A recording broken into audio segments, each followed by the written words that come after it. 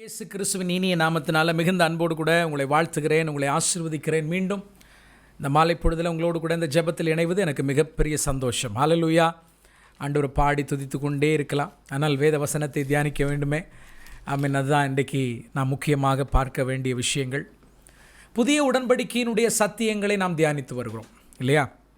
புதிய உடன்படிக்கையை புரிந்து கொள்ள வேண்டும் என்றால் தேவன் மனிதரோடு கூட செய்து கொண்ட எல்லா உடன்படிக்கைகளையும் நாம் கற்றுக்கொள்ள வேண்டும். You have to meditate on every covenant that God made with human beings. ஏன்னா புதிய உடன்படிக்கையினுடைய சத்தியங்கள், ரகசியங்கள், அதனுடைய ட்ரூத்ஸ் எல்லாமே எல்லா உடன்படிக்கையிலும் நிறைந்திருக்கிறது. ஆகவே ஒன்றை நாம் தியானிக்காமல் போனாலும் புதிய உடன்படிக்கையினுடைய மகத்துவங்களை நாம் இழந்து போகலாம். இன்ஃபேக்ட் புதிய உடன்படிக்கை என்று தனியாக நம்ம படிக்க வேண்டிய அவசியமே இல்லை. ஏன் அப்படின்னா எல்லாமே இதில் இருந்து அடங்கி இருக்கிறது. நோவாவினுடைய உடன்படிக்கையிலையும், ஆபிரகாமுடைய உடன்படிக்கையிலையும், இஸ்ரவேல் ஜனங்களோடு தேவன் செய்து கொண்ட உடன்படிக்கையிலையும், தாவீதோடு கூட தேவன் செய்த உடன்படிக்கைகளையும், அதனுடைய எல்லா அம்சங்களும், அதனுடைய டேர்ம்ஸும், ஆண்டுடைய வாக்கு தத்துவங்களும், தேவனுடைய திட்டங்களும் எல்லாமே அதற்குள் என்ன செய்திருக்கிறது, அடங்கி இருக்கிறது. ஹல்லேலூயா. ஸோ ஆல்ரெடி நாம் இதை மெடிடேட் பண்ணவே புதிய உடன்படிக்கையினுடைய பல சத்தியங்களை நீங்கள் இப்பொழுதே என்ன செய்வீங்க, கற்றுக்கொள்ளப் போகிறீர்கள் அல்லது கற்றுக்கொண்டு இருக்கிறீர்கள். நான் அதற்காக கர்த்தரை துதிக்கிறேன். இன்றைக்கு ஆபிரகாமுடைய உடன்படிக்கையினுடைய 8வது பாகத்திற்கு நாம் வருகிறோம். So today we are going to meditate on the Abrahamic Covenant part 8. இன்றைக்கி நீங்கள் திருப்பிக் கொள்ள வேண்டிய வேத பகுதி ஆதியாகமம் 21ஆம் அதிகாரம். ஸோ இந்த அதிகாரங்கள் எல்லாம் வெவ்வேறு விதமான சத்தியங்களை நம்ம கேட்டிருந்தாலும் புதிய உடன்படிக்கையினுடைய தலைப்பில் நாம் பார்க்கக்கூடிய இந்த சப்ஜெக்டில் ஆதியாகமம் 12லிருந்து ஆரம்பித்து இன்றைக்கு 26ஆம் அதிகாரம் வரைக்கும் வந்திருக்கிறோம். இந்த அதிகாரங்களில் வெவ்வேறு ரகசியங்கள் அடங்கியிருக்குது. வெவ்வேறு கோணங்களில் தேவனுடைய திட்டங்களை நாம் என்ன செய்ய முடியும், கற்றுக்கொள்ள முடிந்தாலும் நாம் புதிய உடன்படிக்கையினுடைய சத்தியங்களை மாத்திரமே இதிலேருந்து என்ன செய்கிறோம், எக்ஸ்ட்ராக்ட் பண்ணி கொண்டிருக்கிறோம். ஸோ இன்றைக்கும் நிச்சயமாய் நாம் கற்றுக்கொள்ள போகிற விஷயங்கள் மிக ஆசீர்வாதமாக இருக்க போகிறது. இன்ஃபேக்ட் மறுபடியும் சொல்லுகிறேன், நான் படிக்க கற்றுக்கொள்ள you have to connect with the new covenant. நாம் கற்றுக்கொள்ளுகிற ஒவ்வொரு விஷயத்தையும் நாம் புதிய உடன்படிக்கையோடு என்ன செய்யணும், கனெக்ட் பண்ணிகிட்டே வரும்பொழுது உங்களுக்கு அந்த கோர்வையான ஒரு சப்ஜெக்ட் உங்களுக்கு கிடைக்கும். சரி, என்னோடு கூட வாசிப்போமா?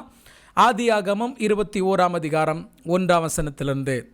கர்த்தர் தாம் சொல்லி இருந்தபடி, வாவ், எப்படி கர்த்தர் தாம் சொல்லி இருந்தபடி, சுமார் 25 ஆண்டுகளுக்கு முன்பதாக கர்த்தர் சொல்லி இருந்தபடி சாராள் பேரில் கடாட்சமானார்.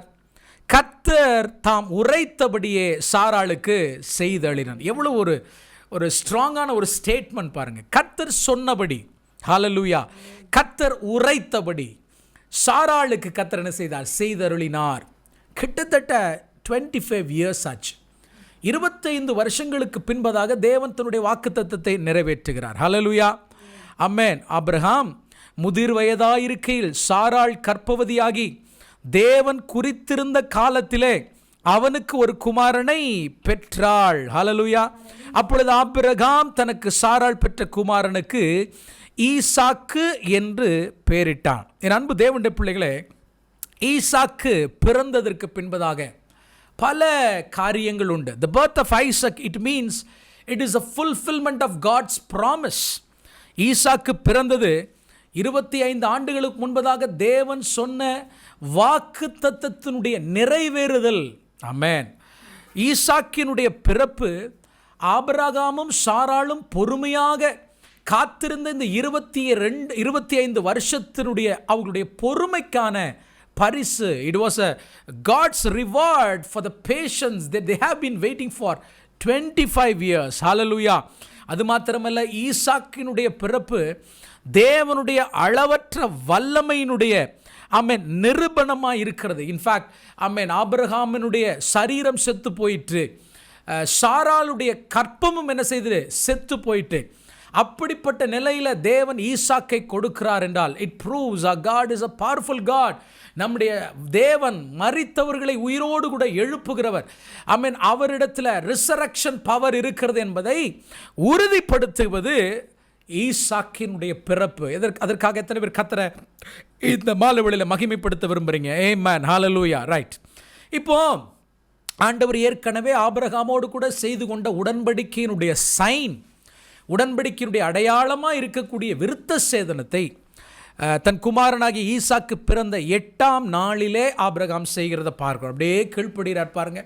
உடன்படிக்கையினுடைய டேர்ம்ஸில் முக்கியமான ஒன்று என்ன? உன்னுடைய ஆண் மக்கள், உன் சந்ததியில் பிறக்கிற ஆண் மக்கள் எல்லாரும் 8ஆவது நாளில் என்ன செய்ய வேண்டும்? விருத்த சேதனம் பண்ணப்பட வேண்டும். ஏன் ஆன் த 8th day? 8னா நியூ பிகினிங். ஒருவேளை மெடிக்கலி நான் சொல்லுவது சரியாக இருக்குமா? இருக்கலாம். எனக்கு கற்றுக் கொடுத்தவர்கள் அப்படித்தான் கற்றுக் கொடுத்திருக்கிறார்கள். 8ஆவது நாளிலே ஒரு குழந்தையினுடைய பிளட் கிளாட் ஆக ஆரம்பிக்கிறது. ஆமென். ஆகவே ஆண்டவர் 8ஆவது நாளிலே அந்த குழந்தை என்ன செய்கிறாங்க? விருத்த சேதனம் பண்ணுகிறத நம்ம பார்க்கிறோம். தன் குமாரனாக ஈசாக்கு பிறந்தபோது ஆபிரகாம் 100 வயதாக இருந்தான். எவ்வளோ பெரிய சந்தோஷம்! 100 வயது தாத்தா கையில் என்ன இருக்கான்? ஒரு சின்ன குட்டி பையன் என்ன செய்கிறான்? பிறந்திருக்கிறான். ஹல்லேலூயா. அப்பொழுது சாராள், தேவன் என்னை நகைக்க பண்ணினார், இதை கேட்கிற யாவரும் என்னோடு கூட நகைப்பார். இன்னும் சற்று நேரத்தில் ஈசாக்கையும் ஆண்டவராக இயேசு கிறிஸ்துவையும் பேரலாக வைத்து எப்படி 2 பேருடைய பிறப்பு ஒரே வகையாக இருந்தது என்பதை நான் உங்களுக்கு காண்பித்து கொடுக்கிறேன். சரி, ஆமென். அப்பொழுது சாராள், தேவன் என்னை நகைக்க பண்ணினார், இதை கேட்கிற யாவரும் என்னோடு கூட என்ன செய்வார்கள்? நகைப்பார்கள். சாராள் பிள்ளைகளுக்கு பால் கொடுப்பாள் என்று ஆபிரகாமுக்கு எவன் சொல்லுவான்? அவருடைய முதிர் வயதிலே அவனுக்கு ஒரு குமாரனை பெற்றேனே என்றாள். பிள்ளை வளர்ந்து பால் மறந்தது. ஈசாக்கு பால் மறந்த நாளிலே ஆபிரகாம் என்ன செய்தார்? பெரிய விருந்து பண்ணினார். ஹல்லேலூயா. சரி, ஸோ இதை இன்னும் இந்த விஷயத்தை வைத்து ஈசாக்குக்கும் ஆண்டவராக இயேசு கிறிஸ்துக்கும் இருக்கக்கூடிய ஒற்றுமையை, பேரலான ஒரு விஷயத்தை நான் உங்களுக்கு கற்றுக் கொடுக்க விரும்புகிறேன். ஹல்லேலூயா.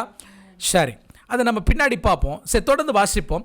பின்பு எகிப்து தேசத்தாளாகிய ஆகார் ஆபிரகாமுக்கு பெற்ற குமாரன் பரியாசம் பண்ணுகிறதை சாராள் கண்டு ஆபிரகாமை நோக்கி, இந்த அடிமை பெண்ணையும் அவள் மகனையும் புறம்பே தள்ளும், இந்த அடிமை பெண்ணின் மகனின் குமாரனாகிய ஈசாக்கோடே சுதந்திரவாளியாய் இருப்பதில்லை என்றாள். என் அன்பு தேவனுடைய பிள்ளைகளை, ஈசாக்கு பால் மறக்கிறார். ஸோ பால் மறப்பது என்பது சுமார் 3 வயதிலிருந்து 5 வயதிற்குள்ளே நடக்கக்கூடிய ஒரு சம்பவம். வீனிங் என்று சொல்வார்கள். பொதுவாக யூத தாய்மார்கள் 5 வயது வரைக்கும் தங்களுடைய பிள்ளைகளுக்கு பால் கொடுப்பார்கள். Maybe between 3 and year 5.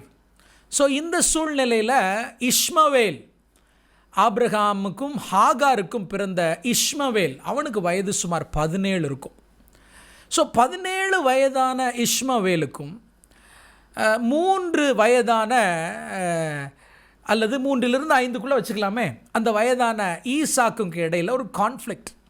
கொஞ்சம் யோசிச்சு பாருங்கள். 17 வயது வாலிப பையன், 3லிருந்து 5 வயதுக்குட்பட்ட ஒரு சிறு குட்டி குழந்தை என்ன செய்கிறான்? அவன் வந்து வம்பு கிழக்கிறான். அந்த குழந்தை என்ன செய்கிறான்? அவன் பரியாசம் பண்ணுகிறத நாம் என்ன செய்கிறோம்? பார்க்குறோம். என் அன்பு தேவனுடைய பிள்ளைகளை, இஸ்மாயில் அல்லது இஸ்மவேல் அல்லது ஈசாக்கு என்கிற 2 பேரும் பார்த்திங்கன்னா ஸ்பிரிச்சுவலி இஸ்மவேல் மாம்சத்திற்கு அடையாளமாக இருக்கிறான். எதற்கு அடையாளமாக இருக்கிறான்? மாம்சத்திற்கு அடையாளமாக இருக்கிறான். ஈசாக்கு ஆவிக்கு, ஸ்பிரிட்டுக்கு அடையாளமாக இருக்கிறார். So Isaac and Ishmael, they represent spirit and flesh. இது எங்கே வாசிக்கலாம்? புதிய ஏற்பாட்டில் கலாத்தியருக்கு எழுதின நிருபம் 5ஆம் அதிகாரத்தை எடுத்துக்கொள்ளுங்க. திரும்ப பின்னாடி இதை நம்ம ரொம்ப டீட்டெயிலாக பின்னாடி புதிய உடன்படிக்கை குறித்து நாம் பார்க்கும் பொழுது நான் இன்னும் நிறைய இந்த விஷயங்கள் நம்ம தியானிக்க போகிறோம். கலாத்தியருக்கு எழுதின நிருபத்தை 4ஆம் அதிகாரம் 28, 29 வாசிப்போமோ. சகோதரரே, நாம் ஈசாக்கை போல வாக்கு தத்தத்திற்கு பிள்ளைகளாக இருக்கிறோம். ஆகிலும் மாம்சத்தின்படி பிறந்தவன் ஆவியின்படி பிறந்தவனை அப்பொழுது துன்பப்படுத்தினது போல இப்பொழுதும் நடந்து வருகிறது. சரி, அப்போ இந்த வசனத்தை படிக்கும் பொழுது ஒருவன் மாம்சத்தின்படி பிறந்தவன், இன்னொருவன் ஆவியின்படி பிறந்தவன். ஹல்லேலூயா. நான் சொல்கிறது உங்களுக்கு புரியுதா? ஆபிரகாமுக்கு 2 குமாரர்கள். இஸ்மவேல் மாம்சத்தின்படி பிறந்தவன், ஈசாக்கு வாக்கு தத்தத்தின்படி பிறந்தவனும், ஆவிக்கு இஸ் ரெப்ரசன்டிங் ஸ்பிரிட், ஆவிக்கு அடையாளமாக இருக்கிறார். மேபி இப்படி கூட நம்ம அதை பார்க்கலாம். இஸ்மவேல் என்பவன் ஒரு விசுவாசியினுடைய முதற் பிறப்பு, மாம்சீக ரீதியாக தன்னுடைய தாய்க்கு பிறக்கிற அந்த முதல் ஃபிசிக்கல் ஃப்ளஷில் நாம் பிறக்கிறோமே நம்முடைய பிறப்பு. ஸோ இதை இஸ்மவேல் ரெப்ரசன்ட் பண்ணுறான். So Ismail is believers first birth, அதாவது மாம்சத்தில் பிறந்த, அதாவது நாம் ரட்சிக்கப்படுவதற்கு முன்பதாக நம்ம மாம்சத்தில் பிறந்த அந்த பிறப்பிற்கு இஸ்மவேல் அடையாளமாக இருக்கிறார். ஈசாக்கு he represents the second birth. ஆண்டவராக இயேசு கிறிஸ்துவை நீங்களும் நானும் ஏற்றுக்கொண்ட பொழுது born again, மறுபடியும் பிறந்தோம் இல்லையா? எப்படி பிறந்தோம்? ஆவியினால், பரிசுத்த ஆவியினால் மறுபடியும் பிறந்தோமே. அந்த மறுபடி பிறப்பதற்கு அடையாளம் யாருன்னா ஈசாக்கு. ஹல்லேலூயா. ஆகவே இஸ்மவேல் இஸ் born of flesh. ஏன் இஸ்மவேலினுடைய பிறப்பை மாமிசத்தோட அல்லது மாமிச பிறப்பிற்கு ஒப்பிட்டு சொல்லுகிறோம் என்றால், அவன் தேவனுடைய சித்தத்தின்படி பிறக்கவில்லை. ஆமென் ஆமென். ஆபிரகாமுக்கும் ஆகாருக்கும் பிறந்தவன். இன்னொன்று, ஆபிரகாமுக்கு குழந்தைகள் பெற்றெடுக்கக்கூடிய பலன் அவன் சரீரத்தில் இருக்கும் பொழுது மாமிச சித்தத்தின்படி ஆபிரகாமுக்கும் ஆகாருக்கும் பிறந்தவன் தான் இஸ்மவேல். மறுபடியும் சொல்லுகிறேன், குழந்தையை பெற்றெடுக்கக்கூடிய அந்த பலன் ஆபிரகாமுக்கு அவனுடைய சரீரத்தில் இருந்த பொழுது ஆகாருக்கு மாமிச சித்தத்தின்படி பிறந்தவன் தான் யார்? இஸ்மவேல். பிரியமான தேவனுடைய பிள்ளைகளே, இந்த பூமியில் பிறந்த ஒவ்வொருவரும், தாய்க்கும் தகப்பனுக்கும் பிறந்திருக்கிற ஒவ்வொருவரும் மாம்சத்தில் பிறந்தவர்கள் என்பதை நீங்கள் புரிந்து கொள்ள வேண்டும். Of course we know this. ஆனால் ஈசாக்கு வாஸ் born of spirit. நம்ம பார்த்தோம், ஈசாக்கு மாம்சத்தினுடைய சித்தத்தின்படி அவன் என்ன செய்யல? பிறக்கவில்லை. அவன் தேவனுடைய ஆவியினாலே கன்சீவ் ஆனான். ஏன்னா ஆபிரகாமும் சரி சாராளும் சரி இருவருடைய கற்பம் செத்து போனதுக்கப்புறம் சாராள் சொல்லுகிறாள், ஸ்திரீகளுக்குள்ள வழிபாடு எனக்கு என்ன செய்துட்டு நின்று போயிட்டு என்று சொன்னான். ஆபிரகாம் கிழவனாயிட்டான், அவனுக்கு 100 வயதாகிவிட்டது. இனிமேலும் பிள்ளைகள் பெற்றெடுப்பதற்கான வாய்ப்பே இல்லை என்கிற வரைக்கும் தேவன் காத்திருக்கிறார்.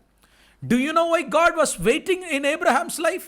சுமார் 25 ஆண்டுகள் ஏன் தேவன் ஆபிரகாமுக்கு பிள்ளையை கொடுக்காதபடி காத்திருந்தார் என்றால், ஆபிரகாமுடைய சரீரமும் சாராளுடைய சரீரமும் செத்து போகும்படி காத்திருக்கிறார். ஹல்லேலூயா. ஆமென். ஸ்தோத்திரம். God was waiting until their physical body dies. Then by the Spirit of God, தேவன் தன்னுடைய ஆவியினாலே ஆபிரகாமுக்கும் சாராளுக்கும் தேவன் ஒரு குழந்தையை கொடுக்கும்படி தீர்மானம் பண்ணியிருக்கிறார். என் அன்பு தேவனுடைய பிள்ளைகளே, இந்த அருமையான மாலை பொழுதில் உங்களுடைய வாழ்க்கையில் பல காரியங்களுக்காக நீங்கள் காத்திருக்கிறீங்களா? வெயிட் பண்ணி கொண்டு இருக்கிறீங்களா? ஆமென். ஜெபித்து சோர்ந்து போய் விட்டீர்களா? பல விஷயங்களை, நன்மைகளை கர்த்தர் உங்களுக்கு செய்திருக்கிறார். ஆனாலும் ஒரு சில குறிப்பிட்ட விஷயங்களில் இன்னும் உங்களுக்கு பதில் கிடைக்காமல் நீங்கள் காத்திருக்கிறீர்களா? ஆனால் தேவன் அதை உங்களுக்கு வாக்குத்தத்தம் பண்ணியிருக்கிறார். தேவன் அதை உங்களுக்கு தருவேன் என்று சொல்லியிருக்கிறார். ஆமென். ஆனாலும் இன்னும் தராமல் உங்களை காத்திருக்க பண்ணுகிறார் என்றால், நிச்சயமாய் சொல்லுகிறேன், அதற்கு பின்பதாக தேவனுடைய திட்டம் ஒன்று உண்டு. நீங்கள் உங்கள் மாம்சத்தில், உங்கள் சுய பலத்தில், உங்கள் சாமர்த்தியத்தில் ஒருவேளை டாக்டருடைய உதவியோடு கூட அதை பெற்றுக்கொள்ள முடியும். ஆனால் தேவனாகிய கர்த்தர் எல்லா கதவுகளும் அடைக்கப்படும்படி கர்த்தர் காத்து கொண்டிருக்கிறார். ஈவன் த லாஸ்ட் மூமெண்ட்ல தேவன் உங்களுக்கு கதவை திறக்க அவர் வல்லமுள்ளவராக இருக்கிறார். But God is waiting. ஆமென். லாசரு மரித்து 4 நாள் ஆயிற்று. மார்த்தாள் சொல்லுகிறார், ஆண்டவரே 4 நாள் ஆயிற்றே.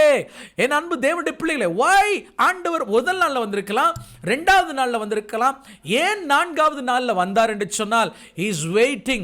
ஆமென். ஆண்டவர் காத்திருக்கிறார். தன்னுடைய வேலைக்காக கர்த்தர் என்ன செய்திருக்கிறார்? காத்திருக்கிறார். என் அன்பு தேவனுடைய பிள்ளைகளே, நம்முடைய எல்லா பலனும், நம்முடைய எல்லா சாமர்த்தியமும், நம்முடைய எல்லா ஞானமும், உலகத்தினுடைய எல்லா காரியங்களும் தோற்று போகும் வரையே காத்திருக்கிறார். ஏற்ற வேளையில் அவர் வந்து உங்களுக்கு அற்புதம் செய்வார். ஹல்லேலூயா. ஆகவே இஸ்மவேல் சரீர பிரகாரமாக பிறந்தவன். சோ அவன் மாம்சத்துக்கு அடையாளமாக இருக்கிறான். ஈசாக்கு ஆவியினால அவன் என்ன செய்தவன்? பிறந்தவன். ஆகவே ஆவிக்குரிய ரீதியாக நீங்களும் நானும் மறுபடி பிறந்ததற்கு ஈசாக்கு அடையாளமாக இருக்கிறார். 1 கொரிந்தியர் புஸ்தகம் 15ஆம் அதிகாரம் 16ஆம் வசனத்தை நீங்கள் வாசித்து பார்ப்பீர்கள் என்றால் 1 கொரிந்தியர் புஸ்தகம் 15ஆம் அதிகாரம் ஆமென் ஸ்தோத்திரம் 46ஆம் வசனத்தை வாசிக்கிறேன். 46 வாசிப்போமா? ஆகிலும் ஆவிக்குரிய சரீரம் முந்தினதல்ல, ஜென்ம சரீரமே முந்தினது, ஆவிக்குரிய சரீரம் பிந்தினது அப்படின்னு பவுல் உயிர்த்தெழுதலை பற்றி பேசும் பொழுது இந்த வசனத்தை வைக்கிறார். ஆமென்.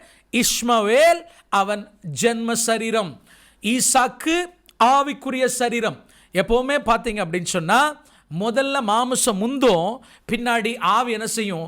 பிந்தும். இரண்டாவது வரக்கூடியதான் ஆவியாய் இருக்கும். ஒரு அல்லையிலே சொல்லுங்க பார்க்கலாம். என் அன்பு தேவனுடைய பிள்ளைகளை நீங்கள் பார்த்தீங்க அப்படின்னு சொன்னால் பைபிளில் ஆண்டவராகிய தேவனாகிய கர்த்தர் தனக்கென்று ஜனங்களை தேர்ந்தெடுக்கும் பொழுதெல்லாம் ஆண்டவர் வீட்டில் பிறந்த முதல் ஆளை எப்போவுமே அவர் சூஸ் பண்ண மாதிரி நமக்கு தெரியல, இல்லையா? ஆமென் ஸ்தோத்திரம். காயின் ஆபேலை நீங்கள் எடுத்துக்கொள்வீர்கள் என்றால் ஆமென் ஸ்தோத்திரம், ஆண்டவர் he rejected Cain and he accepted Abel. ஆமென். இஸ்மவேல் ஈசாக்கு எடுத்துக்கொள்ளுங்க, இஸ்மவேலை அல்ல ஈசாக்கவே ஆண்டவர் தெரிந்து கொண்டார். ஏசா யாக்கோபை எடுத்துக்கொள்ளுங்க, ஏசாவை அல்ல யாக்கோபை ஆண்டவர் தெரிந்து கொள்ளுகிறார். ஆமென். யோசேப்பு தன்னுடைய 2 பிள்ளைகளாகிய மனாசேயும் எப்ராயிமையும் கொண்டு வரும் பொழுது தகப்பனாகிய யாக்கோபு எப்ராயிம் மேலே தன்னுடைய வலது கரத்தையும் மனாசே மேலே தன்னுடைய இடது கரத்தை வைக்கிறத நம்ம என்ன செய்கிறோம்? பார்க்கிறோம். வேதத்தில் இந்த பேட்டர்னை நம்ம பார்த்துக்கிட்டே இருக்கிறோம். ஹல்லேலூயா. மேபி 1 கொரிந்தியர் ஆமென் ஸ்தோத்திரம் 15ஆம் அதிகாரத்தில் சொல்லப்பட்டது போல ஆமென், மாமிசமானது முந்தி வரும், ஆவியானது பிந்தி வருகிறத நாம் என்ன செய்கிறோம்? பார்க்கிறோம். ஹல்லேலூயா. என் அன்பு தேவனுடைய பிள்ளைகளை, ஆண்டவருக்கு நன்றி சொல்லுங்க. ஒரு நாள் நீங்களும் நானும் மாம்சத்தில் இந்த பூமியில் பிறந்தோம். ஆனால் நம்முடைய ஆமென் மாம்ச பழைய சரீரம் அல்லது நம்முடைய பழைய மனுஷனை தேவன் சிலுவையில் ஆமென் அறைந்து இன்றைக்கு ஒரு புதிய மனிதனாய், ஆவிக்குரிய மனிதனாய் தேவன் நம்மை என்ன செய்திருக்கிறார்? மாற்றி இருக்கிறார். ஹல்லேலூயா. எத்தனை பேர் அதற்காக கர்த்தருக்கு நன்றி சொல்றீங்க? அதே போல ஆபிரகாமையும் சாராளையும் நீங்கள் எடுத்துக்கொண்டா கூட இவங்க 2 பேரும் புதிய உடன்படிக்கையினுடைய சத்தியத்தை இவருடைய வாழ்க்கையில் நம்ம பார்க்கலாம். எப்படி இஸ்மாயில் ஈசாக்குடைய வாழ்க்கையில் புதிய உடன்படிக்கையினுடைய சத்தியத்தை இப்பொழுது தியானித்தோமே, அதே போல ஆபிரகாம் சாராள் என்பவருடைய வாழ்க்கையில் கூட புதிய உடன்படிக்கையினுடைய சத்தியத்தை நீங்கள் பார்க்க முடியும். ஆபிரகாமை எடுத்துக்கொண்டீங்கன்னா he represents faith. சாராளை எடுத்துக்கொண்டீங்கன்னா she represents grace. மறுபடியும் சொல்லுகிறேன், ஆபிரகாம் யாரை அடையாளப்படுத்துகிறார் அல்லது எதை அடையாளப்படுத்துகிறார்? விசுவாசத்தை அடையாளப்படுத்துகிறார். சாராள் எதை அடையாளப்படுத்துறாங்க? ஆமென், கிருபையை அடையாளப்படுத்துறாங்க. ஸோ ஈசாக்கு எப்படி பிறந்தா? விசுவாசத்தினாலே கிருபையை கொண்டு என்ன செய்தார்? பிறந்தார். ஈசாக்கு எப்படி பிறந்தார்? விசுவாசத்திற்கும் கிருபைக்கும் பிறந்தவர் தான் யாரு? ஈசாக்கு. ஹல்லேலூயா. ஆமென். a lost sinner, தொலைந்து போன ஒரு பாவி மறுபடி அவன் பிறக்க வேண்டும் என்றால் விசுவாசத்தினால கிருபையை கொண்டுதான் என்ன செய்ய முடியும்? பிறக்க முடியும். ஆமென். ஹல்லேலூயா. அதனால தான் ஆண்டவர் சொல்லும் பொழுது சொல்லுகிறார், உங்களை பெற்ற உங்கள் தகப்பனாகிய ஆபிரகாமை, உங்களை பெற்ற உங்களுடைய தாயாகிய சாராளையும் என்ன செய்யுங்க? நோக்கி பாருங்கள் என்று ஏசாயா தீர்க்கதரிசியில் சொல்ல காரணம், when you look unto them you can learn some truths about the new covenant. புதிய உடன்படிக்கை குறித்ததான ரகசியங்கள் என்ன செய்ய முடியும்? கற்றுக்கொள்ள முடியும். மறுபடியும் சொல்லுகிறேன், ஆபிரகாம் விசுவாசத்துக்கு அடையாளம், சாராள் கிருபைக்கு அடையாளம். விசுவாசமும் கிருபையும் ஈசாக்கை பிறக்க பண்ணினது. நீங்களும் நானும் மறுபடியும் பிறக்க காரணம் விசுவாசமும் கிருபையும் என்பதை ஒரு நாள் என்ன செய்யக்கூடாது? மறந்து போகவே கூடாது. we all know, ஒரு குழந்தை தாயினுடைய கற்பத்தில் உருவாக வேண்டும் என்றால் 2 விஷயங்கள் அவசியம். ஒன்று, தகப்பனிடத்திலிருந்து புறப்பட்டு வரக்கூடிய ஆமென் சீட், ஆமென் வித்து. இரண்டாவது, தாயினுடைய ஆமென் கற்பத்திலிருந்து ஆமென் அவருடைய ஓவரிஸிலிருந்து புறப்படக்கூடிய கருமுட்டை, எக். ஆமென். தகப்பனிடத்திலிருந்து புறப்படக்கூடிய சீட் கர்த்தருடைய வசனம், விசுவாசத்தை உங்களுக்குள்ள உருவாக்கக்கூடிய கர்த்தருடைய வார்த்தை. ஹல்லேலூயா. the word of God. என் அன்பு தேவனுடைய பிள்ளைகளே, தாயினிடத்திலிருந்து ஆமென் பெறுகிற அந்த எக், அந்த ஓவம், அந்த முட்டை, ஆமென், இட் இஸ் ஆமென் ஸ்தோத்திரம். என் அன்பு தேவனுடைய பிள்ளைகளே, மேபி அதை ஃபெய்த்னு கூட என்ன செய்யலாம், சொல்லலாம். ஹல்லேலூயா.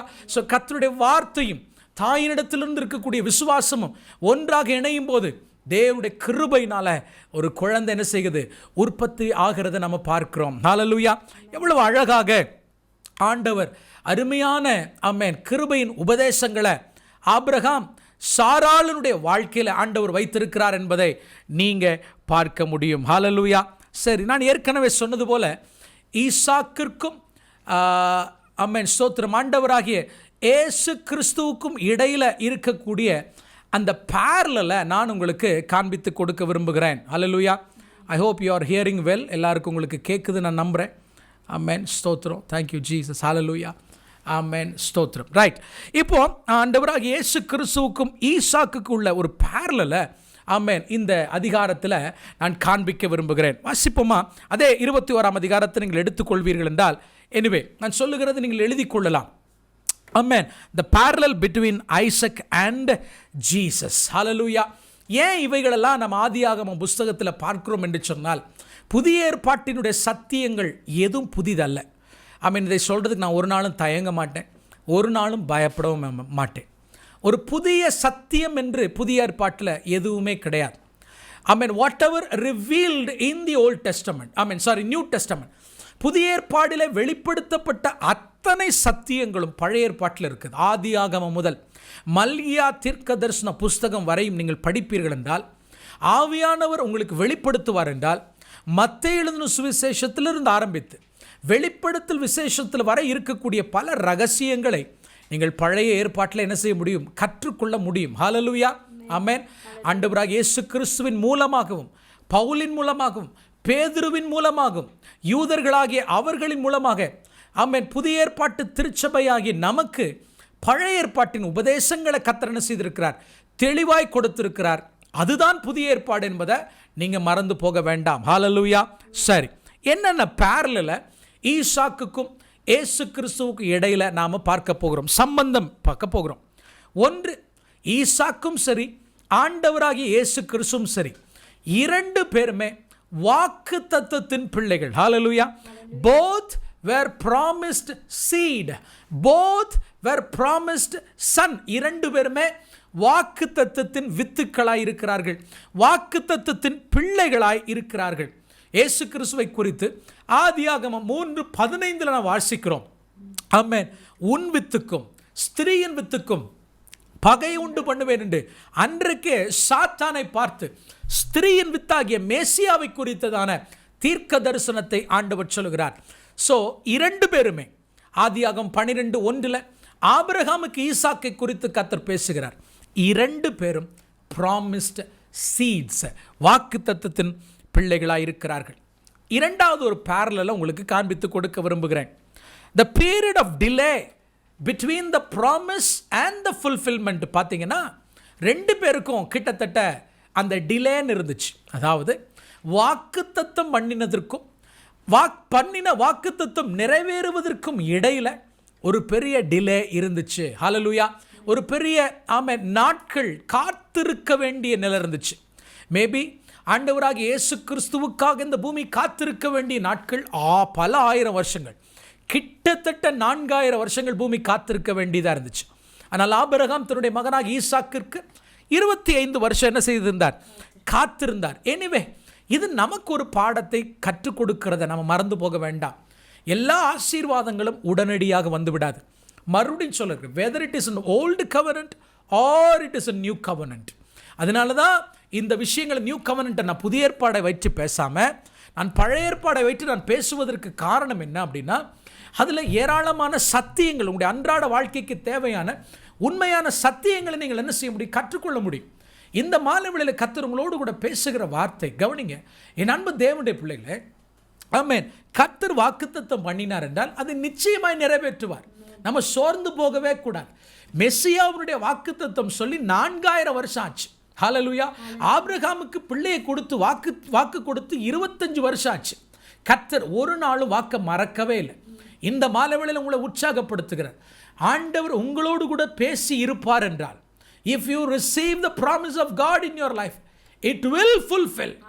நிச்சயமாய் அது நிறைவேறும். நிச்சயமாய் கர்த்தர் அதனை செய்வார். ஆமென்.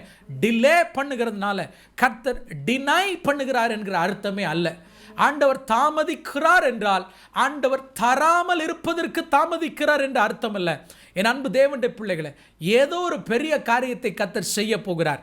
ஏதோ ஒன்று நம்மிடத்தில் சாகப்பட வேண்டும், கொல்லப்பட வேண்டும், ஏதோ ஒன்று நம்மிடத்தில் மரிக்கப்பட வேண்டும் என்பதற்காகவே தேவன் காக்க பண்ணிருக்கிறார் என்பதை மறந்து போக வேண்டாம். ஹல்லேலூயா. மூன்றாவது, ரெண்டு பேருக்கு இடையில, ஈசாக்குக்கும் ஆண்டவராக இயேசு கிறிஸ்துவுக்கும் இடையில பேரலான விஷயம் என்னன்னா, ஆமென், இந்த வாக்கை கேட்கும் பொழுது சாராள் நகைத்தாள்.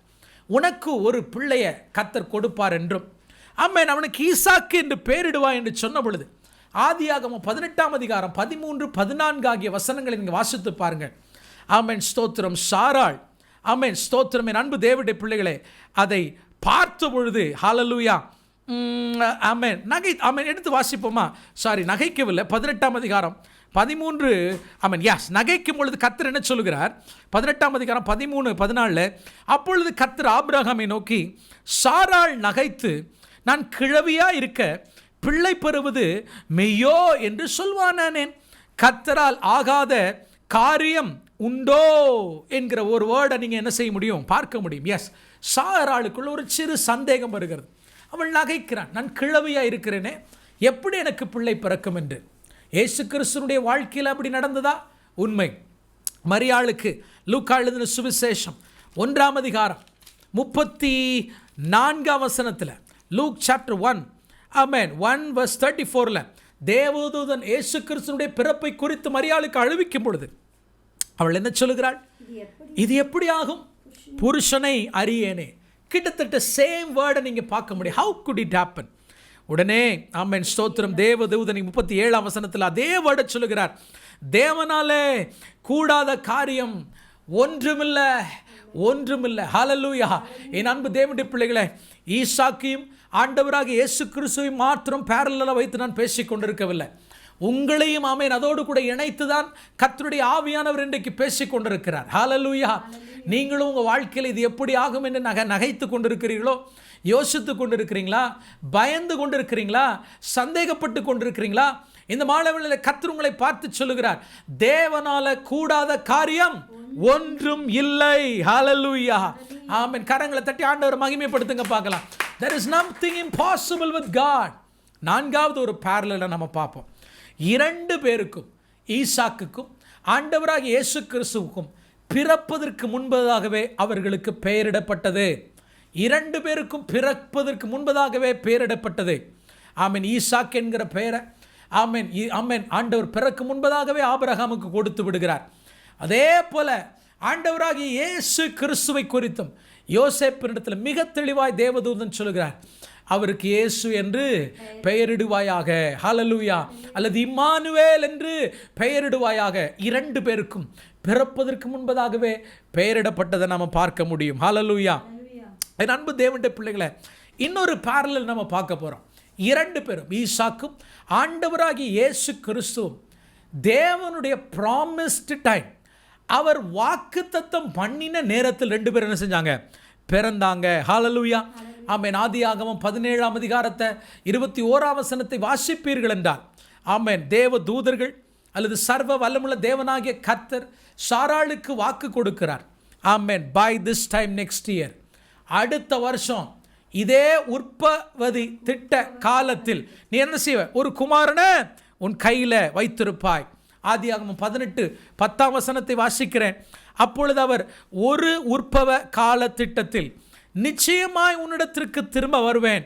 அப்பொழுது உன் மனைவியாகிய சாராளுக்கு ஒரு குமாரன் இருப்பான். It's on the appointed time. ஹல்லேலூயா. கலாத்தியர் 4ஆம் அதிகாரம் 4ஆம் வசனத்தை வாசிப்போமா?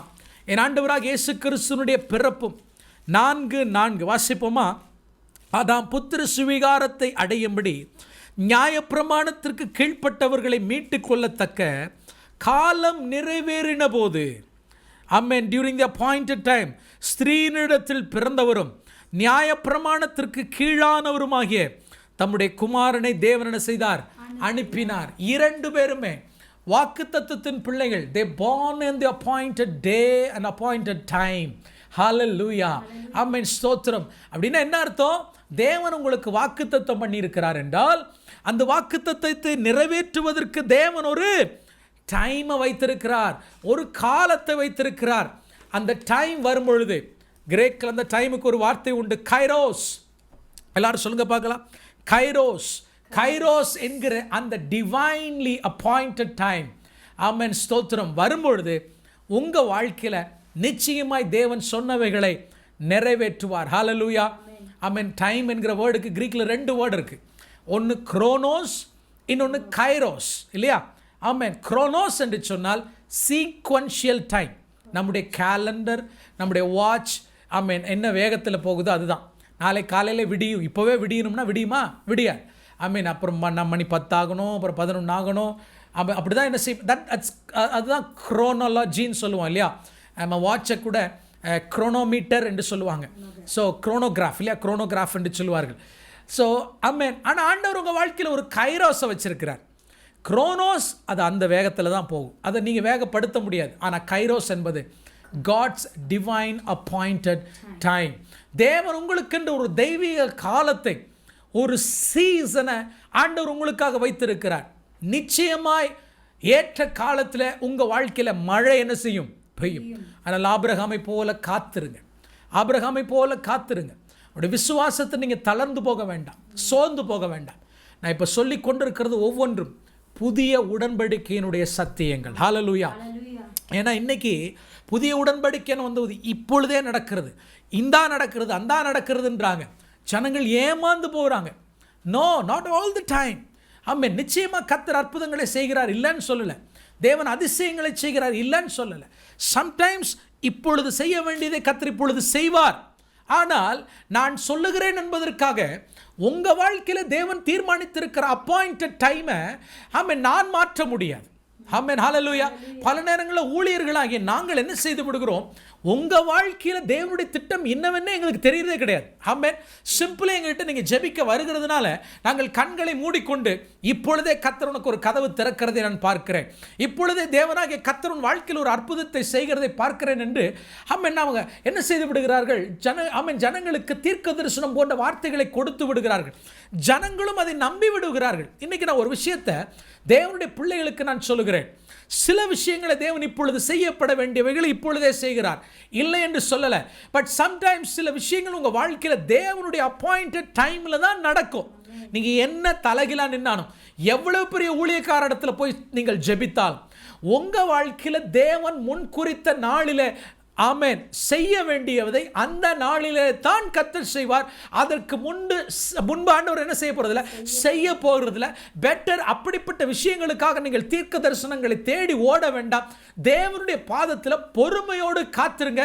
கர்த்தர் சொன்னதை செய்யும் அளவு அது கர்த்தர் உங்களை என்ன செய்ய மாட்டார், கைவிட மாட்டார். ஹல்லேலூயா. ஆமென், ஸ்தோத்திரம். பெட்டர் எப்பவுமே நான் சொல்றேன், தீர்க்க தரிசனங்களை நாடி தேடி எல்லாம் ஓடிக்கொண்டிருக்காதீங்க, காத்திருங்க. உங்களுக்குரியதை கர்த்தர் உங்க வீட்டுக்கு கொண்டு வந்து கொடுப்பார். ஹல்லேலூயா. That's my belief. என்னுடைய ஆமென், ஸ்தோத்திரம். இன்னொன்று நான் ஆழமாக நம்புகிற ஒரு விஷயம், தேவன் ஏன்ட்ட முதல்ல பேசுவார். எனக்குரியதை என்கிட்ட சொல்லாம இன்னொருத்தங்கிட்ட ஏன் ஆண்டவர் சொல்ல வேண்டும்? ஹல்லேலூயா. Of course I respect prophets, I believe in prophets. ஆமென். தீர்க்கதரிசிகள் உண்டு, இல்லைன்னு சொல்லலை. ஆனால் நான் சொல்றதை நீங்கள் சரியாக புரிந்து கொள்ள வேண்டும். காத்திருக்க வேண்டிய விஷயங்களுக்கு நம்ம காத்திருந்துதான் ஆக வேண்டும். பலவந்தமாய் நீங்கள் எதையும் அடையவே முடியாது. ரைட்? ஹல்லேலூயா. ஆகவே ஆமென், இந்த பேரலல் நம்ம பார்த்துட்டு வரோம். ஸோ ஈசாக்கும் இயேசு கிறிஸ்துக்கும் இடையில எவ்வளவு அழகான பேரலல் ஆதியாகமம் 12ஆம் அதிகாரத்திலிருந்து 22ஆம் அதிகாரத்துக்குள்ள நம்ம பார்க்கிறோம். இன்னொரு விஷயத்தை நான் சொல்லுகிறேன். ஆமென், ஸ்தோத்திரம். ஆமென். ஈசாக்கினுடைய பிறப்பும் சரி, ஆண்டவராகிய இயேசு கிறிஸ்துனுடைய பிறப்பும் சரி, ரெண்டுமே மிரக்கிள் தான். இதில் எந்த சந்தேகமும் இல்லை. ரெண்டுமே அற்புதமாய் பிறந்த பிறப்புகள் தான் என்பதை நீங்கள் மறந்து போக வேண்டாம். நீங்களும் அப்படித்தான் பிரியமான தேவனுடைய பிள்ளைகளை. ஆமென். மறுபிறப்பு அடைந்திருக்கிறீர்கள் என்றால் இட் இஸ் அ மிரக்கிள். ஹல்லேலூயா. எத்தனையோ கோடிக்கணக்கான ஜனங்கள் இந்த பூமியில் இருந்தும் கர்த்தர் உங்களை தன்னுடைய பிள்ளையாய் மாற்றியிருக்கிறார். It is a miracle. ஹல்லேலூயா. ஆமென், ஸ்தோத்திரம். என் அன்பு தேவனுடைய பிள்ளைகளை, இன்னொரு விஷயத்தை நான் சொல்ல விரும்புகிறேன். 2 பேருக்குள்ள பேரலல். ஆமென். ஈசாக்கு பிறந்த உடனே கூடாரத்துக்குள்ள பயங்கரமான சத்தம் கேட்கிறது. என்ன சத்தம் கேட்கிறது தெரியுமா? நகைப்பின் சத்தம். இந்த நகைப்பு அன்றைக்கு சந்தேகத்தோடு நகைத்த நகைப்பு அல்ல, சந்தோஷத்தினால ஆமென் ஜாயினால வரக்கூடிய மிகப்பெரிய சிரிப்பு இல்லையா? ஒரு நகைப்பை ஆமென் ஈசாக்கு பிறந்த உடனே அந்த கூடாரத்தில் அவர்கள் என்ன செய்கிறாங்க? கேட்கிறார்கள். பிரியமான தேவனுடைய பிள்ளைகளே, ஹalleluya, there was joy when Isaac was born. But what happened in Luka ஆமென் 1ஆம் அதிகாரம், லூக்கா எழுதின சுவிசேஷம் 1ஆம் அதிகாரம் 46ஆம் வசனத்தை 47ஆம் வசனத்தை வாசிப்போமா? லூக்கா 1ஆம் அதிகாரம் 46, 47 வாசித்து பாருங்கள். அப்பொழுது மரியாள், என் ஆத்துமா கர்த்தரை மகிமைப்படுத்துகிறது, என் ஆவி என் இரட்சகராகிய தேவனில் களிகூறுகிறது.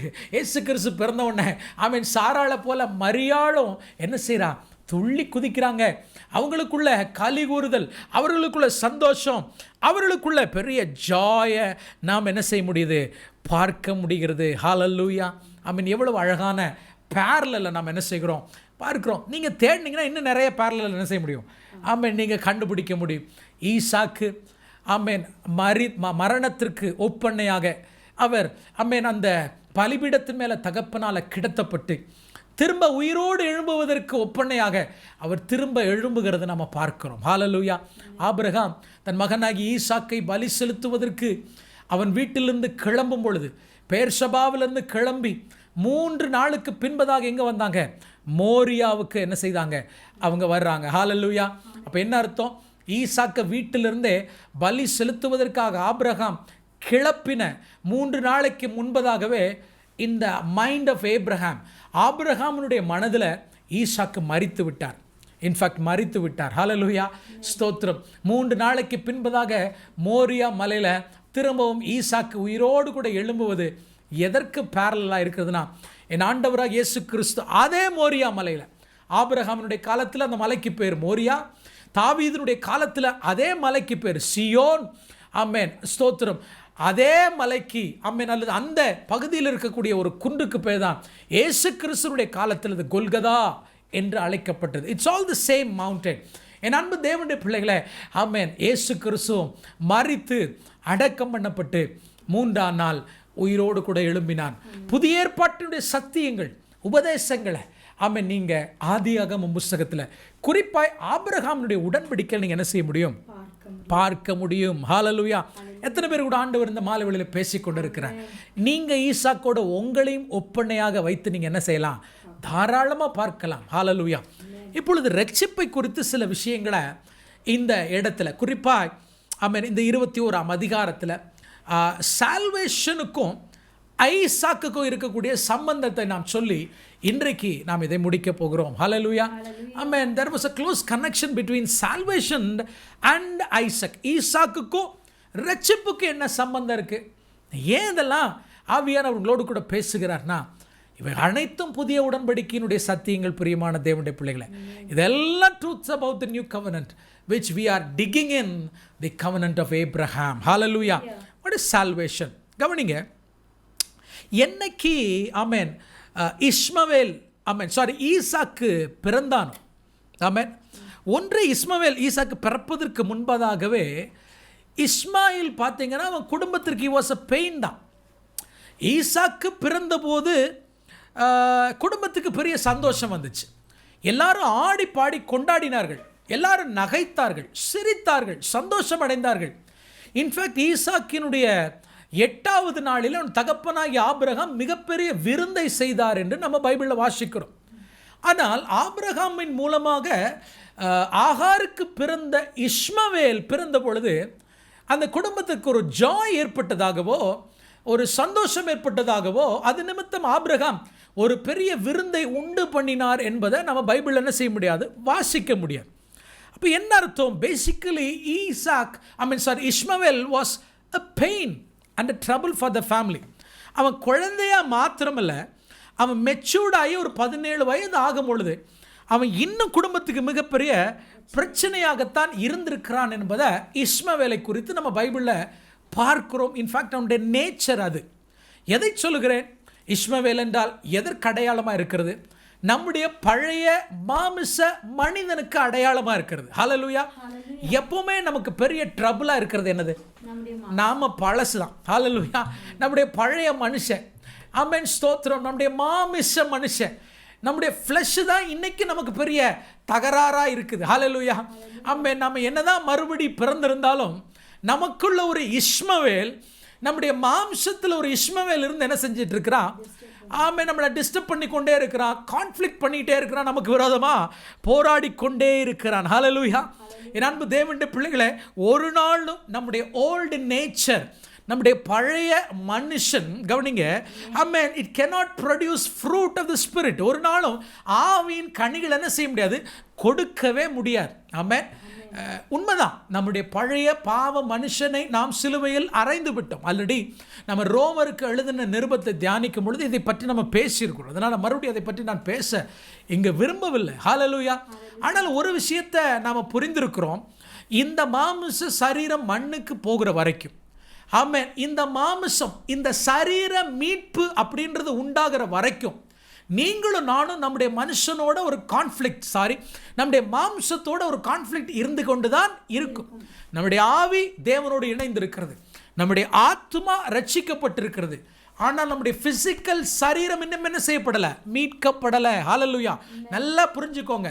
ஆமென், ஸ்தோத்திரம். இந்த மாமிச சரீரத்தில் நீங்களும் நானும் இருக்கிற வரைக்கும் நமக்குள்ள இருக்கக்கூடிய இந்த இஸ்மாயேல் கான்ஃப்ளிக்ட் பண்ணிக்கொண்டே தான் இருப்பான். ஆனாலும் பயப்படாதீங்க.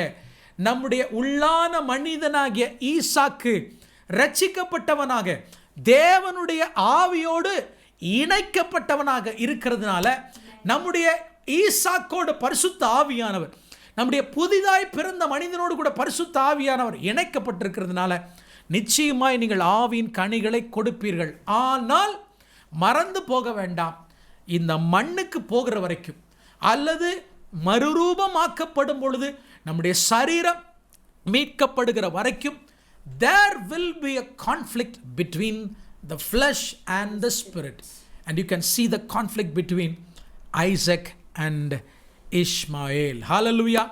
ஆதியாகமம் 21 அதிகாரம் 8 வசனத்தை வாசிக்கிறேன்.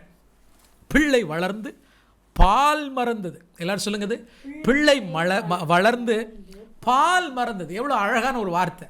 பிள்ளை வளர்றதுக்கு அல்லது வளர்ந்து கொண்டிருப்பதற்கு என்கிறதற்கான அடையாளம் பால் மறக்கிறது.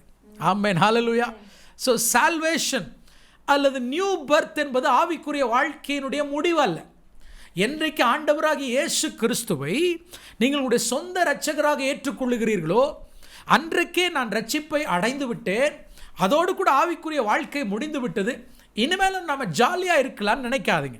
It is not the end, it is the beginning. It is the beginning. பிள்ளை வளர்ந்ததுக்கு அடையாளம் பாலை மறக்குது. ஒரு அல்லையில சொல்லுங்க பார்க்கலாம். என் அன்பு தேவனுடைய பிள்ளைகளே, ஆகவே என்றைக்கு நான் பாலை மறக்கிறேனோ அன்றைக்கு என்ன செய்ய ஆரம்பிக்கிறேன்? நான் வளர ஆரம்பிக்கிறேன். ஆமென். அதனால தான் அப்போஸ்தலனாகிய பவுல் சொல்லும் பொழுது திரும்பவும் அஸ்திபார உபதேசங்களையே ஆமென் நம்ம போடாமல் கடந்து போவோமாக அப்படின்னு அவள் என்ன செய்கிற பவுல் சொல்லுவார். ஆமென். பாலையே குடித்து கொண்டு இருக்கக்கூடாது. என்ன செய்யணும்? கொஞ்சம் ஃப்ளஷையும் நம்ம சாப்பிடணும் அப்படின்றத நாம் ஈசாக்கினுடைய வாழ்க்கையில் நம்ம பார்க்குறோம். எத்தனை பேர் இன்னும் பால் குடிச்சிக்கிட்டு இருக்கீங்க? ஆமென். எத்தனை பேருக்கு இந்த சத்தியம் புரியலை? பாஸ்டர் வந்துட்டார், ஆபிரகாமுடைய கவனன்ட்டில் 8th பார்ட் வரைக்கும் வந்துட்டார். ஆனால் என்ன பேசுகிறாருன்னு ஒரு க்ளூ கூட எனக்கு என்ன செய்யலை, புரியவே இல்லை.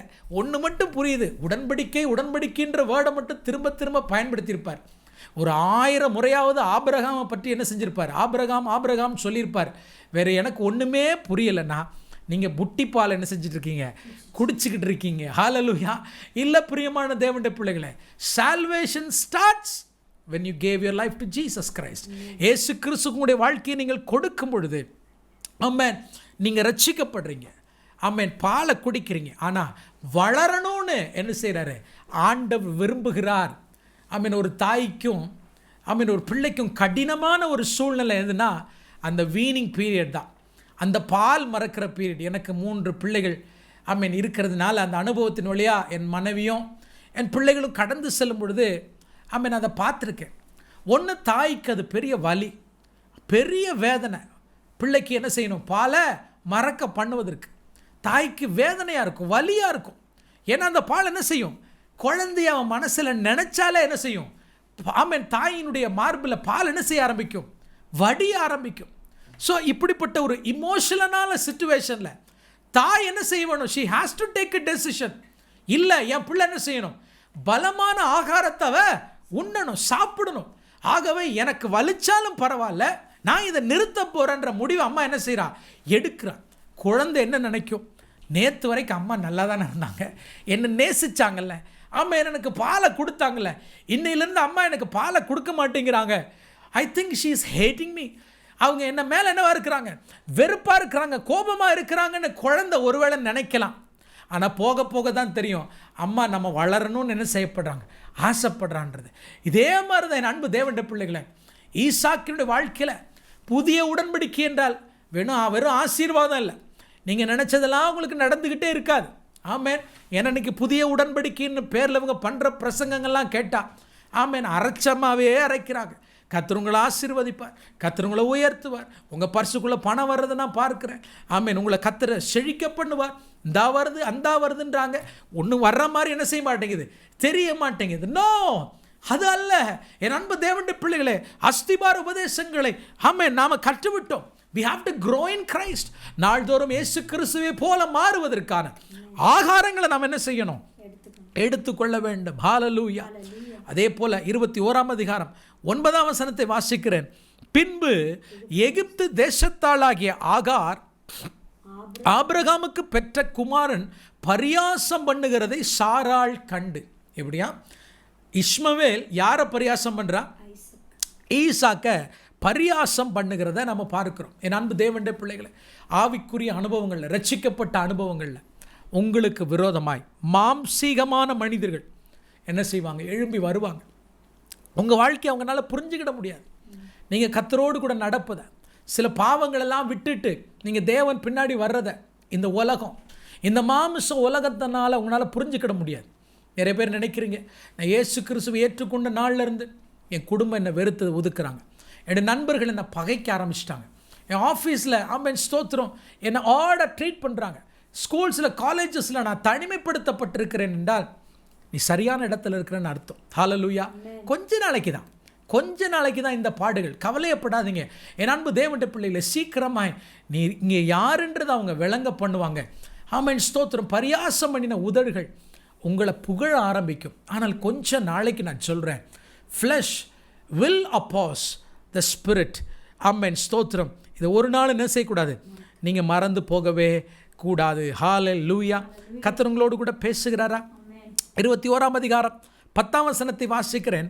ஆபிரகாமை நோக்கி, இந்த அடிமை பெண்ணையும் அவள் மகனையும் புறம்பே தள்ளும், இந்த அடிமை பெண்ணின் மகன் என் குமாரனாகிய ஈசாக்கோடு சுதந்திரவாளியாக இருப்பதில்லை அப்படின்னு என்ன செய்கிறாரு, சொல்கிறார். ரட்சிக்கப்பட்டதுக்கு அப்புறம் ஈசாக்காக இருக்கிற நமக்கு என் அன்பு தேவனுடைய பிள்ளைகளே, கர்த்தர் சுதந்திரத்தை வைத்திருக்கிறார். என்னதான் ஆபிரகாமுக்கு பிறந்தாலும் ஈசாக்கு சுதந்திரவாளி அல்ல. ஆமென், சாரி, இஸ்மவேல் சுதந்திரவாளி அல்ல. But Isaac was born rich. அவன் பிறக்கும் போதே சுதந்திரவாளியாய் ஐஸ்வர்யவானாய் பிறந்தவன் என்பதை மறந்து போக வேண்டாம். ஹல்லேலூயா. ஆமென். he was the only heir of Abraham. ஆபிரகாமினுடைய சுதந்திரத்திற்கு, ஆவிக்குரிய ஆசீர்வாதங்களுக்கு அவன் என்னவா இருக்கிறான், சுதந்திரவாளியா இருக்கிறான். யார் சொன்னது உங்களை தரித்திரவான் என்று சொல்லி, யார் சொன்னது உங்களை பார்த்து உங்களுக்கு ஒன்றுமில்லை என்று சொல்லி? என்னைக்கு ஆண்டவராக இயேசு கிறிஸ்துவை ஏற்றுக்கொண்டீர்களோ அன்றைக்கே அவரை நீங்கள் அப்பா என்று அழைப்பதற்கான புத்திர சுவிகாரத்தை நீங்கள் பெற்றுக்கொண்டதுனால இன்னைக்கு நான் சொல்லுகிறேன், ஆபிரகாமுடைய பிள்ளைகளாகிய நீங்கள் ஐஸ்வர்யவான்கள். இதில் எந்த சந்தேகம் இல்லை. Hallelujah. You are rich. It's not about money. Richness அப்படின்னா அது பணமாகத்தான் இருக்க வேண்டும் என்கிற அவசியமே கிடையாது. ஆமென். பைபிள் ஐஸ்வர்யம் என்றால் பணத்தை பற்றி மட்டும் பேசுகிறது நினைக்க வேண்டாம். இன்னைக்கு நான் சொல்றேன், உங்களுடைய தகப்பன் அண்ட சராசரங்களை படைத்த சர்வ வல்லமுள்ள தேவனாய் இருக்கிறார். ஆகவே நீங்கள் ஐஸ்வர்யவான்கள். பிறந்த நாளிலேயே நீங்கள் சுதந்திரவாளி என்பதை ஒரு நாளும் நீங்க மறந்து போக வேண்டாம். கரங்களை தட்டி ஆண்டவருக்கு மகிமை சொல்லுங்க பார்க்கலாம். ஹல்லேலூயா. ரோமருக்கு எழுதின நிருபம் 8ஆம் அதிகாரம் 17ஆம் வசனத்தை நான் வாசிக்கிறேன். ரோமருக்கு எழுதின நிருபம் 8ஆம் அதிகாரம் 17ஆம் வசனம். நாம் பிள்ளைகளானால் சுதந்திரருமாமே, தேவனுடைய சுதந்திரரும் கிறிஸ்துவுக்கு உடன் சுதந்திரருமாமே, கிறிஸ்துவுடனே கூட நாம் மகிமைப்படும்படிக்கு அவரோடு கூட பாடுபட்டால் அப்படி ஆகும். ஹல்லேலூயா. என் அன்பு தேவனுடைய பிள்ளைகளை, நீங்க கர்த்தருக்கு உடன் சுதந்திரர். பாருங்க, ஈசாக்கு ஒரு சுதந்திரம். எவ்வளவு அழகாக புதிய உடன்படிக்கையினுடைய சத்தியங்களை தேவன் ஒரே அதிகாரத்துக்குள்ள என்ன செஞ்சிருக்காரு, நிறைச்சு வச்சிருக்காரு. It's all about salvation. ரட்சிப்புன்ற ஒரு வேர்டு மட்டும் நாங்கள் இல்லை, மற்றபடி ஈசாக்கு ரட்சிக்கப்பட்ட ஒரு விசுவாசிக்கு அடையாளமாக இருக்கிறதுனால அவனுக்கு வரக்கூடிய ஆசீர்வாதங்கள், அவனுக்கு வரக்கூடிய பிரச்சனைகள், இவ்வளவுற்றிலிருந்து ஆண்டவர் அவனை எப்படி நடத்துகிறார், எப்படி விடுதலையாக்குகிறார் என்பதை ஆதியாகமம் 21 நாம் தியானிக்க முடியும். உண்மையாகவே வேத புஸ்தகத்திற்காக, பழைய ஏற்பாடுக்காக நான் ஆண்டவருக்கு நன்றி சொல்லுகிறேன். ஒரே ஒரு விஷயத்தை மாத்திரம் நான் பார்த்து, ஒரே ஒரு விஷயத்தை சொல்லி நான் முடிக்க விரும்புகிறேன். கலாத்தியருக்கு எழுதின நிருபம் 4ஆம் அதிகாரம், கலாத்தியருக்கு எழுதின நிருபம் 4ஆம் அதிகாரத்துக்கு நம்முடைய வேத புஸ்தகத்தை திருப்பிக் கொள்ளுவோம். 22ஆம் வசனத்தை வாசிப்போமா? Galatians chapter 4 verse 22. ஆபிரகாமுக்கு 2 குமாரர்கள் இருந்தார் என்று எழுதியிருக்கிறது. ஒருவன் அடிமையானவனிடத்தில் பிறந்தவன், யார்? ஹாகார். ஒருவன் சுயாதீனம் உள்ளவனிடத்தில் பிறந்தவன். இந்த வேர்டை மட்டும் நான் எடுத்துக்கிறேன். ஈசாக்கு அவன் சுயாதீனம் உள்ளவனாய் பிறந்தவன். He was born free. Freedom is one of the blessing of salvation. ரட்சிப்பினுடைய ஒரு உண்மை ஆசீர்வாதங்கள்ல ஒரு முக்கியமான ஆசீர்வாதம் என்ன தெரியுமா? சுயாதீனம், ஃப்ரீடம். ஹல்லேலூயா. ஆண்டவர், ஆமென், ஸ்தோத்திரம். இஸ்மவேல் அடிமைக்கு பிறந்தவன். ஆமென், ஸ்தோத்திரம். அடிமையானவளுக்கு பிறந்தவன். ஆமென். என் அன்பு தேவனுடைய பிள்ளைகளை, ஈசாக்கோ சுயாதீனமாய் பிறந்தவன். நாளைக்கு கர்த்தருக்கு சுத்தமானால் ஹாகாருக்கும் சாராளுக்கும் இடையில் இருக்கக்கூடிய வித்தியாசங்களை உங்களுக்கு காண்பித்து கொடுக்க போகிறேன். அப்போதான் முக்கியமான ஒரு subject, between law and grace. ஹாகார் நியாயப்பிரமாணத்திற்கு அடையாளமாகவும் சாராள் கிருபைக்கு அடையாளமாகவும் நான் நாளைக்கு அதை உங்களுக்கு என்ன செய்கிறேன், காமிச்சு கொடுக்க விரும்புகிறேன். ஹல்லேலூயா. How we are going to connect Sarah and Hagar. ஆனால் இங்கே ஈசாக்கை குறித்து நாம் பார்க்கும் பொழுது he was born free. Hallelujah. So freedom அப்படின்றது ரட்சிப்பினுடைய ஒரு ஆசீர்வாதம். ஹல்லேலூயா. இட் டசன்ட் மீன், நல்லா புரிஞ்சுக்கோங்க, புதிய உடன்படிக்கையில் தேவன் நமக்கு சுயாதீனத்தை கொடுத்திருக்கிறார் என்றால் நாம் விரும்பினபடி நாம் வாழலாம் என்கிற ஃப்ரீடம் அல்ல. It is not a freedom to do what you wish. It's a freedom to do what Jesus wishes. நம்முடைய ஆண்டவராகிய இயேசு கிறிஸ்து நீங்களும் நானும் என்ன செய்ய வேண்டும் என்று விரும்புகிறாரோ அதை செய்வதற்கு நமக்கு கொடுத்திருக்கிற விடுதலை தான் சரியான ரட்சிப்பினுடைய விடுதலை. ஹல்லேலூயா. பாவத்திலிருந்து விடுதலை. ரட்சிப்பு நமக்கு எதை கொடுக்கிறது? பாவத்திலிருந்து விடுதலை கொடுக்கிறது. இரண்டாவது, பிதாவாகிய தேவனுடைய சித்தத்தை செய்வதற்கு உங்களுக்கு என்ன கொடுக்குது? ஃப்ரீடமை கொடுக்குது. பட் பல நேரங்களில் புதிய உடன்படிக்கை குறித்து பேசுகிறவர்கள் எதை பேசுகிறார்கள்? Amen, freedom to do whatever you want. நீ செய்கிறதெல்லாம், நீ விரும்புகிறதெல்லாவற்றையும் செய்வதற்கு தேவன் விடுதலை கொடுத்திருக்கிறார். இல்லவே இல்லை. இன்னைக்கு கிறிஸ்தவம் பல ஐரோப்பிய நாடுகளிலும் குறிப்பாக அமெரிக்க தேசங்கள் இன்னைக்கு சீரழிந்து வருவதற்கு முக்கியமான உபதேசம் இந்த நியூ கவர்னன்ட் உபதேசம் தான். ஹல்லேலூயா. போக போக அவைகளை நம்ம பார்க்க போகிறோம். எந்த அளவுக்கு ஆமென், ஸ்தோத்திரம், என் அன்பு கடந்த 40-50 ஆண்டுகளாக ஆமென் திருச்சபையை சீரழித்து வருகிறது இந்த புதிய ப்ராஸ்பரிட்டி தியாலஜி, அல்லது மிகைப்படுத்தப்பட்ட இந்த கிருபையின் உபதேசம், அல்லது புதிய உடன்படிக்கை என்கிற பெயரில் ஜனங்களை வஞ்சித்து வருகிறது. நான் வரலாற்று பூர்வமாக பெயர் சொல்லி எந்தெந்த ஊழியர்கள் எங்கெங்க எந்தெந்த வருடங்களிலே ஆமென் இவைகளை கொண்டு ஜனங்களை வஞ்சித்தார்கள் என்பதை ரொம்ப திட்டமும் தெளிவுமாக என்னால் பேச முடியும். நான் டீப் ஸ்டடி பண்ணாமல் இந்த நாட்களில் புதிய உடன்படிக்கையினுடைய சப்ஜெக்டை நான் டச் பண்ணல. இன்றைக்கி I am bold enough to speak about that subject because ஒன்று, ஐ நோ மை காட், ரெண்டாவது ஐ நோ த பைபிள். ஹல்லேலூயா. ஆமென். ஆகையினால இதில் நான் ஆமென் தெளிவாக இருக்கிறபடினால ஸ்தோத்திரம், இந்த கடைசி காலங்களிலே வேறறுக்க வேண்டிய சில விஷயங்களை அறுப்பதற்காகத்தான் இந்த சப்ஜெக்டை நம்ம என்ன செய்திருக்கிறோம், ஸ்டார்ட் பண்ணியிருக்கிறோம். நிச்சயமாய் ஆபிரகாமுடைய உடன்படிக்கையினுடைய 8வது பகுதியில் இன்னைக்கு நீங்கள் கற்றுக்கொண்ட சத்தியங்களை நிச்சயமாக உங்களுக்கு ஆசீர்வாதமாக இருக்கும் என்று நான் நம்புகிறேன். ஹல்லேலூயா. வேதத்தை தியானிங்க, அமர்ந்து கற்றுக்கொள்ளுங்க, பரிசுத்த ஆவியானுடைய உதவியை கேளுங்க. ஹல்லேலூயா. நல்ல செய்திகளை கேளுங்க. என் அன்பு தேவனுடைய பிள்ளைகள், நிச்சயமாய் கர்த்தர் உங்களை கொண்டு பெரிய காரியங்களை செய்வார். நாம் ஜெபிப்போம். எங்களை மிகவும் அதிகமாக நேசிக்கிற எங்கள் அன்பின் பரலோக தகப்பனே, இந்த நல்ல மாலை வேளைக்காக உம்மை துதிக்கிறோம், ஸ்தோத்திரிக்கிறோம். எங்களோடு கூட நீங்கள் பேசினதற்காக நன்றி ஆண்டவரே. புதிய உடன்படிக்கையினுடைய சத்தியங்களை இன்றைக்கு குறிப்பாக ஈசாக்கு இஸ்மவேலுடைய வாழ்க்கையில், ஆபிரகாம் சாராளுடைய வாழ்க்கையில் நாங்கள் தியானித்தோம். ஈசாக்குக்கும் இயேசு கிறிஸ்துக்கும் இடையில் இருந்த அந்த பேரலில் நாங்கள் பார்த்தோம். ஆண்டவரே, எங்களையும் அதோடு ஒப்பிட்டு பார்த்தோம். ஈசாக்கும் ரட்சிப்பும் என்கிற தலைப்பில் ஆண்டவரே, ரட்சிப்பினுடைய அனுபவத்திற்குள்ளே வருகிறவர்கள் எப்படிப்பட்ட ஆசீர்வாதங்களை பெறுவார்கள் என்றும் எப்படிப்பட்ட சூழ்நிலைகளை சந்திப்பார்கள் என்பதை நாங்கள் தியானித்தோம். நீர் கற்றுக் கொடுத்த இந்த சத்தியங்களுக்காக நன்றி. இந்த விலையேறப்பட்ட சத்தியங்கள் அநேகரை சென்று அடையட்டும். எல்லா மகிமையும் கனத்தையும் துதியும் உமக்கே செலுத்துகிறேன், இயேசுவின் நாமத்தில் பிதாவே. ஆமென்.